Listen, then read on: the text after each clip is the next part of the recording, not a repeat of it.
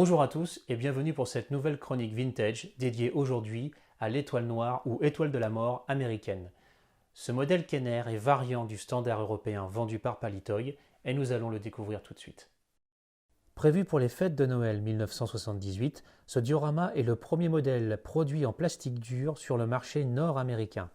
Il sera distribué dans un emballage dit recyclable avec 3 faces imprimées couleur et 3 faces monochromes.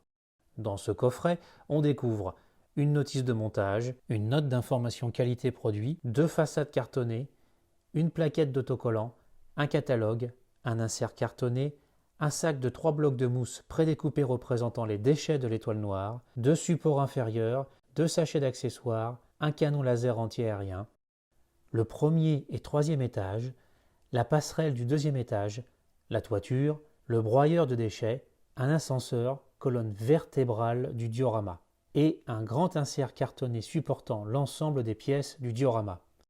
Une fois monté, cet ensemble de pièces donne le résultat suivant. Ce diorama est découpé en 4 zones, rez-de-chaussée, premier, deuxième et troisième étage. On découvre au rez-de-chaussée le broyeur de déchets avec la créature voulant dévorer Luke et une paroi mobile permettant de simuler l'écrasement des personnages coincés à l'intérieur. Une fois ouverte, la porte sert aussi de rampe d'accès à l'ascenseur une fois le broyeur remis en place dans le diorama. Pour ouvrir l'ascenseur, celui-ci pivote sur lui-même et s'élève grâce à une languette placée sur le côté droit de la colonne. Au premier étage, on découvre une salle de contrôle avec une trappe permettant de glisser les personnages dans le broyeur situé au rez-de-chaussée. Au deuxième étage, on découvre une passerelle coulissante qui permet de reconstituer la scène du grand saut de Luke et Leia poursuivis par les soldats de l'Empire.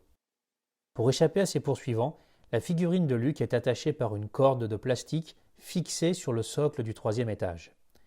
Et pour finir, on retrouve au troisième étage Ben Kenobi désarmant le champ magnétique de l'étoile noire avec un soldat impérial sur son poste de tir avec le canon laser anti-aérien.